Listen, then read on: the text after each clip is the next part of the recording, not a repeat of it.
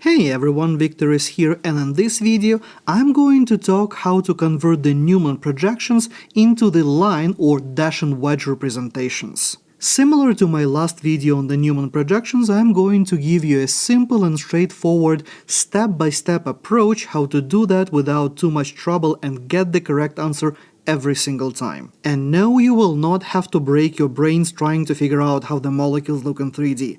My foolproof method will help you do it without. So let's see how that works with the first example. But before I work on this example, I'm going to outline the general strategy of how that works first. If you haven't seen my other video on the Newman projections, you might want to start there because I'm going to be reusing a lot of the same terminology here. So when we have our Newman projection, doesn't matter what that Newman projection is right now, there are going to be two main approaches to how we're going to be drawing our dash and wedge representation. We can either draw it left to right so that your front atom is going to be to the left and your back atom is going to be to the right.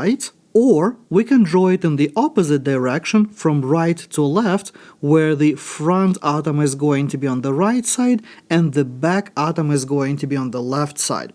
It is important to decide how you're going to be drawing your dash and wedge representation because it will depend on where the groups are going to end up based on whether you're going left to right or right to left. So the two important terms that I'm going to bring in here are going to be the plane of paper, which is our vertical plane, and the horizon, which is going to be our horizontal plane. Anything that we have on our plane of paper is going to be drawn using the plane lines. So I'm going to have just the plane lines, neither wedges nor dashes for any of those groups. If I'm drawing my molecule from left to right, then the right side of my Newman projection, those guys are going to be wedges, and the left side of my Newman projection, those guys are going to be the dashes.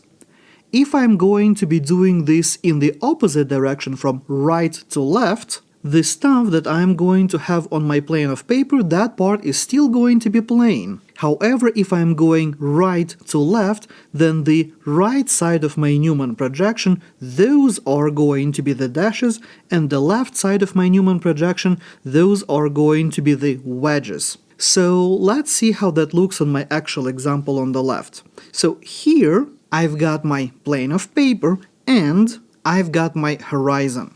So first I'm going to draw my molecule going left to right. I'm going to show that as a reminder with an arrow like that, so I'm going left to right. In this case, my front atom, which is the dot in the middle of my Newman projection, I'm going to show it over here. I'm going to put a little reminder for myself that that is the front atom. And the back atom, the circle, I'm going to do that in orange. I'm going to draw it to the right, so that is going to be my back atom. And of course, I'm going to show a bond between the front and the back atom. Now, on my front atom, I have the methyl group, that's CH3. That thing is in the plane of paper above the horizon, which means that I'm going to draw it looking up above the line connecting my front and back atom. So that is my CH3, my methyl group. Now the next group that I have is this chlorine over here. That chlorine is on the right side, and I will remind you that from this perspective, the right side is going to be the wedges, so that chlorine is below the horizon on the wedge, so it's going to be looking down like so, and it is going to be on the wedge. And the last atom that I have on my front atom is the hydrogen on the left.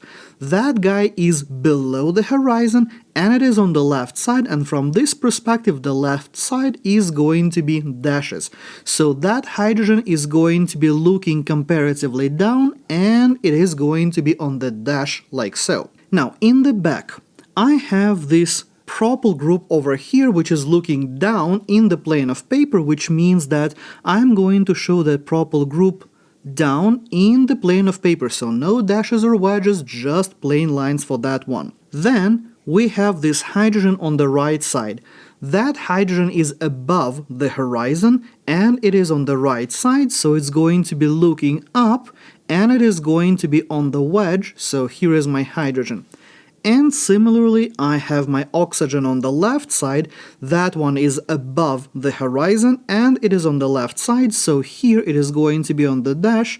So I'm going to show my oxygen, my OH, on the dash and above the horizon. I also want to remind you guys here that the way I show my dashes and wedges is not super relevant, and specifically I am talking about the tilt, how I show my dashes and wedges in space. The way I showed it over here in the picture, I could have just as well, for the back atom, let's say, drew my OH a little bit above and hydrogen a little bit below, and that part is exactly the same as what I have in the orange. So don't fuss too much about the exact positioning of the dash and the wedge. You can tilt them either way for as long as they are looking comparatively up or comparatively down to where the line of the horizon is. You should be fine. I also do have a dedicated tutorial where I talk about the dashes and wedges, so if you need a refresher on how those representations work, you might want to check it out as well. Now, as I've mentioned, we can draw our molecule from right to left as well. So I'm going to show that with the arrow like that to remind myself that I'm going from right to left. Well, in this case, it is going to be exactly the same molecule, but now I am essentially going to be rotating this molecule in space, so that means that my front atom is going to be to the right, my back atom is going to be to the left. I'm going to show the bond between those. And now, if I wanted to show all of my groups, well, on the front atom, the methyl group, the CH3, that guy is still looking up above the horizon and in the plane of paper. However, now the hydrogen is on the left side. Well, if I'm looking from right to left, the left side is now going to be the wedges, which means that I would show my hydrogen over here on the wedge, like so, and the chlorine, that one is going to be on the dash. And likewise, on my back atom, the propyl group is going to be looking down in the plane of paper, it's below the horizon. But the other atoms, so we have the OH group, now the OH group is going to be sitting on the wedge, so I'm going to show it above the horizon on the wedge, like so. And the hydrogen atom, let's squeeze it right there. That guy is going to be sitting above the horizon and it is going to be on the dash. And if we compare very carefully these two representations that I have, the one that I represent with a blue arrow and the one that I represent with the green arrow underneath, this is the same molecule, it is just rotated in space around the vertical axis. So, as you can see, it doesn't really matter how you choose to draw your molecule, whether you go from left to right or right to left, that is absolutely irrelevant. The only difference is that you're going to end up with the same molecule, but rotated in space. So, for the rest of this tutorial, I'm going to draw all my molecules from left to right. And of course, if you want to do some more practice, you can also do the right to left drawing and compare if you did it correctly by rotating the molecule in space. Alright, so moving to my next example here, as before, I have my plane of paper, and likewise I have my horizon. So when I draw my molecule, I will outline that I have my front atom, it is connected to my back atom like so. In this case, on the front atom, I have the isopropyl group, right, this one over here. That one is looking down and it is in the plane of paper, so that isopropyl group is going to be looking down and in the plane of paper. Then I have my methyl group, CH3, that one is looking up, it's above horizon, and it is on the right side, so if I'm looking at the molecule left to right, that means that that side is going to be my wedges. So I'm going to show a wedge over here, and I will say that that is my CH3 group. And lastly, we have an OH, so that OH is going to be above the horizon and on the dash, so I'll squeeze it right there. I don't know why I drew it so small. Let me redraw it a little bit larger so it's a little bit easier to see. Alright, so moving on to my back atom. In the plane of paper in the back, I have this ethyl group which is looking above the horizon, so that ethyl group is going to look up and in the plane of paper like so. Then I have my bromine, which is looking below the horizon, so it's going to be looking down and it's on the right side. So that one is going to be on the wedge, so I'm going to show the wedge. I'm going to show my bromine over here like so. And finally, I have this hydrogen which is looking down on the dash, so I'm going to show a dash here and I'm going to draw my hydrogen like so. Also, another thing that you can always use to double check whether you at least have the internal consistency in how you are drawing your molecule is to check whether the groups that should be on the same side of the molecule are in fact on the same side of the molecule. So for instance here, I have this CH3 group and bromine which are on the same side of the molecule, and they are in fact on the same side of the molecule when I drew it with dashes and wedges. And likewise, if I look on the other side where I have my OH group over here and this hydrogen, well, that OH and the hydrogen are also on the same side of the molecule if I look at my dashes and wedges. Wedges mean that the both groups are looking at me, and dashes mean that both groups are looking away from me. So this is one of the ways how you can double check whether you did this conversion correctly as well or not. And of course, if I wanted to take this crude drawing of my dashes and wedges and redraw it in a slightly better way, I can do something like that, where my front atom is here and back atom is there, so the molecule looks in a more traditional way, if you like, zigzagging it in a horizontal way, rather than zigzagging it in sort of like a slanted fashion. But the trick here is that if you can get the original structure with the correct dashes and wedges, then redrawing it into a different form should be much easier if you choose to do so. Alright, so my next example here is an eclipsed conformation, and while those guys might look a little bit more challenging, the approach is exactly the same.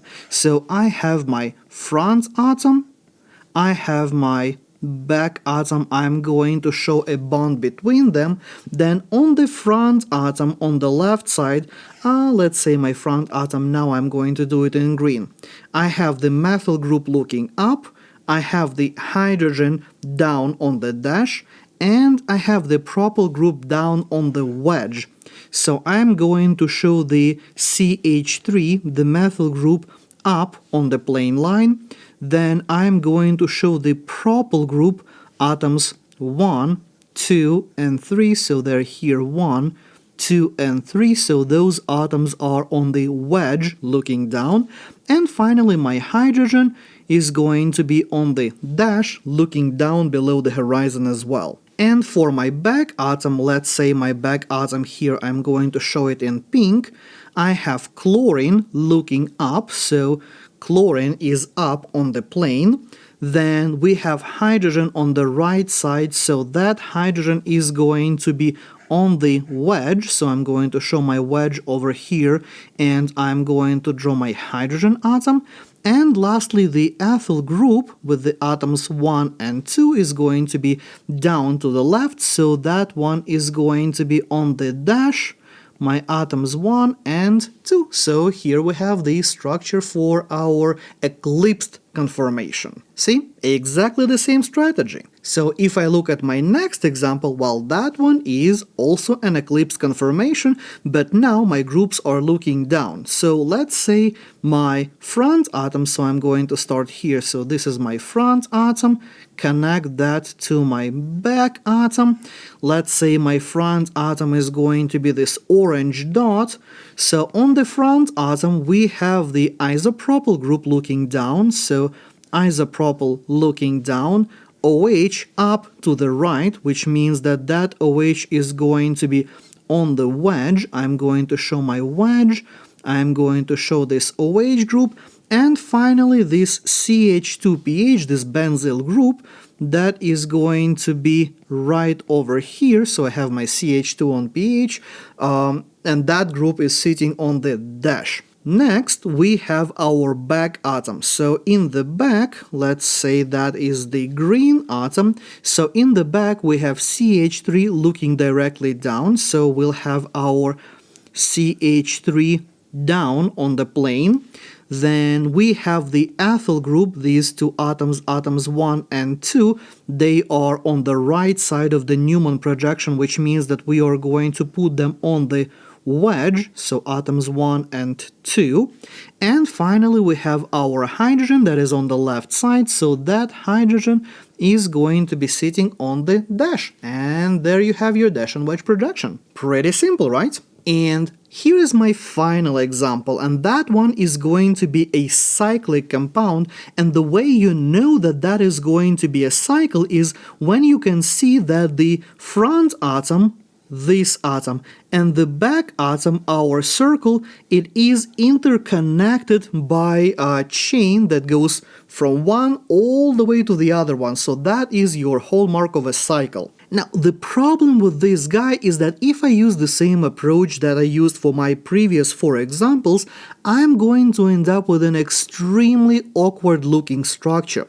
So when it comes to the cyclic examples, it's actually much better to imagine this molecule sort of like from the up above, as if we are hovering above this molecule, and the only helper that we are going to need in this case is actually just going to be the horizon. Because this horizon line that I just drew will also be a paper, the plane of paper for our molecule. So let me show you how it actually works. So in this case, instead of going left to right or right to left, I'm going to show my front atom and I'm going to show my back atom above that in the plane like that. So I'm hovering above the molecule and looking at that.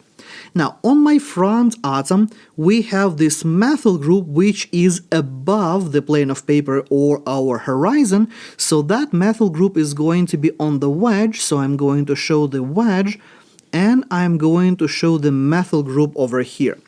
Then the isopropyl group, that one is below the plane of the horizon, or plane of our paper in this case, which means that that one is going to be sitting on the dash like that. Similarly, for my back atom, I have this hydrogen over here, which is above my horizon, which means that that hydrogen is going to be on the wedge. So I'm going to draw the wedge over here, I'm going to show my hydrogen, and then we also have the OH group over here, which is going to be below the horizon, so I will show my OH like so on the dash. Now, one thing that I have not touched here was the side of my ring which connects the front and the back atom.